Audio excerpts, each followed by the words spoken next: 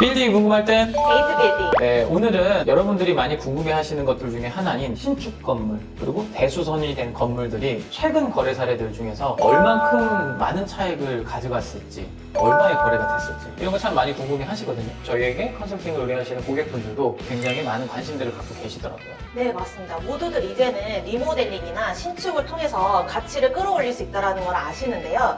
실제로 누가 얼마에 사서 얼마의 건축비가 들었고 얼마에 매각을 했는지 이걸 좀 궁금해 하세요. 그래서 저희가 그냥 뜬구름 잡듯이 리모델링 하면 시세 차익 많이 벌 수 있습니다. 이게 아니라 실제로 얼마의 시세 차익을 벌었는지 그 실제 사례들을 통해서 낱낱이 알려드리도록 하겠습니다. 그럼 가보겠습니다.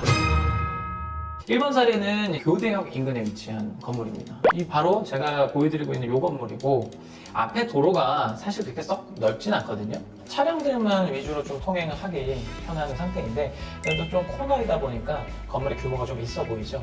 그래서 이 내용을 조금 설명을 드리면 대지가 56평밖에 안 됩니다. 그런데 상당히 건물은 커 보이죠. 그리고 건물은 이제 한 180평 정도 규모가 되는데 이건 19년도에 지하 1층 지상 5층 규모로 신축을 한 사례입니다. 저희가 이제 그 전에는 굉장히 허름하고 낡은 2층짜리 그 상가주택이었어요. 18년도 12월 28일 날 46억에 매입을 하셨어요. 그러니까 굉장히 비싼 편이었는데 이거를 이제 신축을 하셨고 하고 나서 그 다음에 이제 준공이 났죠.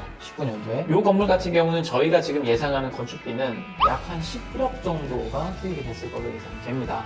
그럼 이제 46억 원에 11억을 하게 되면 57억 정도가 실제적으로 투입된 금액입니다. 그러다 보니까 건물은 지어졌는데 가장 중요한 게 임차잖아요. 근데 이 임차인이 조금 독특합니다. NC소프트 그룹에서 자회사가 들어가 있는데 사업장을 운영하시는 분이 제가 알기로는 NC소프트 그룹의 회장의 장인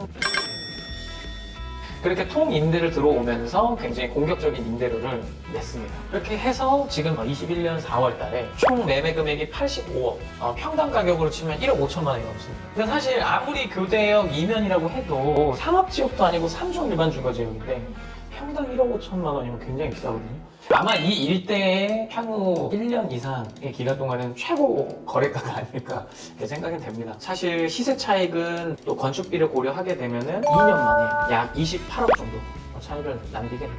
그래서 뭐 역세권이나 이게 상권이 발달한 지역에 이렇게 신축을 하면 그만큼 분수요가 많다. 뭐 이런 걸 좀 보여주는 사례가 아닌가 싶습니다. 뭐 다음에 또 소개해 주실 사례는 어떤 거 있으실까요? 다음 지역은 강남 3구는 아니고요. 바로 양평동이 되는데요. 한번 보여드리도록 할게요. 네, 선유도역에 있고요. 그리고 역 6번 출구에서 나오셔서 바로 이면에 있는 건물입니다. 지적도 보시면 특이하게 다 새파랗죠. 네, 중공업 지역임을 위치를 하고요. 중공업 지역이기 때문에 용적률을 뭐 일반 주거지역보다는 더 높게 받을 수 있다는 장점이 있고 본 건물도 신축을 굉장히 잘 해놓은 상태입니다. 로드뷰 한번 보여드릴게요. 굉장히 큰 건물 들어와 있죠. 지식산업센터도 들어와 있고요. 네, 지금 뭐 보시면은 노후되어 있는 건물 그리고 신축되어 있는 건물이 이렇게 혼합이 되어 있는 상태라서 뭐 너무 노후되어 있는 상권에 혼자만 신축되어 있는 건 아니고 충분히 두 개가 이제 번갈아 가면서 있기 때문에 수요는 탄탄한 상태라고 보시면 됩니다. 지금 저희가 보여드리는 이 건물이고요. 중공업 지역에 맞춰서 신축이 됐기 때문에 주변 건물들보다는 더 높게 층수가 올라간 거를 보실 수가 있고요. 임차도 굉장히 잘 맞춰놨어요. 1층에는 카페, 그리고 상부층에는 사무실로 들어가 있는데 위에는 사무실을 좀 쪼개놓으셨더라고요. 그래서 주변에 이제 소보 사무실로 수요가 많기 때문에 그에 맞춰서 좀 임차 구상을 잘 하신 것 같고요. 건물에 대해서 설명을 드리자면 대지는 43평, 연면적은 165평의 건물입니다. 중공업 지역이기 때문에 본 건물이 건폐율은 약 60% 거의 다 꽉 채워서 지었고요. 용적률은 381% 맞춰서 지어진 건물이에요. 그것도 뭐 거의 다 채워서 지었네요. 네네. 건물도. 보시면 지금 18년도에 신축을 한 건물이고요. 그 이전 상태를 한번 보도록 할게요. 네, 굉장히 흔한 건물이었죠. 그때는 굉장히 낡은 건물이에요. 네네. 이렇게 영세한 임차인도 들어가 있었고 지금 주변 보시면은 변한 게 하나도 없는데 본 건물만 신축해서 임차가 새로 맞춰져 있는 상태고요. 이 건물에 대해서 설명을 드리자면 18년도 1월에 평당 3,899만 원, 총 매가로는 19억 5천만 원에 매입을 하셨고요. 이분이 신축을 하고 매각을 하신 거예요. 19년도 10월에 매각을 하셨는데 매매가는 무려 44억 3천만 원입니다. 엄청나죠, 정말? 짓자마자 거의 임대 맞추고 바로 판 거네요. 네네. 2년 만에 뭐 시세 차익 2배 이상을 봤기 때문에 굉장히 잘 매각하신 사례라고 보여지고요. 또 놀라운 거는 이게 올해 4월에 한 차례 또 매각이 되었습니다. 또 팔렸어요? 네. 역시 임대 수익이 또 잘 나오는 매물이고 신축이다 보니까 또 전층 근생의 역세권이라는 장점들이 뭐 무궁무진해서 한 번 더 매각이 됐고요. 매각 금액은 무려 50억 8천만 원입니다. 평당 1억 200만 원이었습니다. 아, 그게 이게 뭐 사실 1억 200만 원이면은 뭐 어차피 연면적이 200평도 안 되니까 네. 건물가를 제하더라도 네네. 거의 1억 원 가까이 거래가 된 거네요. 건물가 제외하고 1억 200만 원. 이 사례를 보니까 확실히 다양한 지역, 뭐 서울이 아닌 뭐 수도권까지도 어쩌면 이 신축 건물에 대한 수요는 굉장히 많다라는 걸 조금 간접적으로 느낌이 오네요. 네, 맞습니다. 세 번째로 소개해드릴 사례는 다시 한번 강남으로 왔습니다. 이 약간 서초구인데 이번 강남구고요. 역삼역에서 그나마 가깝지 않나라고 하는 이 역삼로 이면에 있어요. 사실 뭐 역과의 거리는 상당히 멀기 때문에 역세권이라는 건 말은 안 맞고 사실 비역세권에 가깝습니다. 확대를 해서 보게 되면 이 역삼로 바로 이면에 위치를 하고 있고 여기는 이제 2종 일반 주거 지역입니다. 근데 이 건물 같은 경우도 특이점이 있는데요. 매각되기 전에 이제 공사가 완료된 모습이에요. 그래서 좀 모양이 좀 독특하죠. 근데 사실 이 외관은 제 생각엔 디자인적으로는 좀 호불호가 갈릴 만한 디자인이긴 해요. 우선 과거에는 이렇게 생겼던 건물이에요. 정말 전혀 다른 건물이 된 것 같아요. 좀 느낌이 많이 다르죠? 네. 네, 근데 이렇게 외벽의 형태나 모양을 그대로 살려서 요거는 신축이 아니라 대수선을 하셨어요. 근데 또 일부는 증축을 했습니다. 용적률이 남는 부분, 건폐율이 남는 부분을 살려서 증축을 했는데요. 내용을 먼저 설명드리면 이 지금 매입하신 분이 2020년도 6월에 이 전에 소유주분이 조금 자금난으로 인해서 공매로 넘어갔어요. 이 매입하신 분이 약 48억 8천 정도의 낙찰을 받으셨어요. 경공매의 특징은 이제 대출이 상당히 많이 된다는 점들이 있죠. 네. 그래서 아무래도 그거를 매입하실 때 소자본으로 매입하셨을 거라고 예상이 되고요. 이거를 매입을 하고 바로 이제 공사에 들어가서 기존에는 엘리베이터가 없었는데 그 엘리베이터를 새로 설치를 하고요.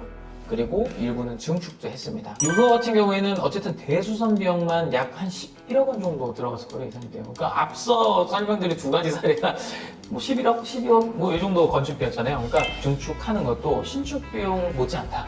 뭐 이런 거 좀 보실 수 있는 사례고. 그리고 이분이 매각하신 거는 이제 올해 4월 달에 89억 원에 매각했어요. 단순 시세 차익만 이제 한 40억 2천만 원 정도인데 뭐 대수선 비용을 빼면 단순 비용으로만 이제 한 29억 정도 차이가 나고. 근데 사실 뭐 매입하고 매각까지 1년도 안 걸렸거든요. 네. 근데 그 정도 차익이면 굉장히 많죠. 그러니까 왜 사람들이 강남 하는지를.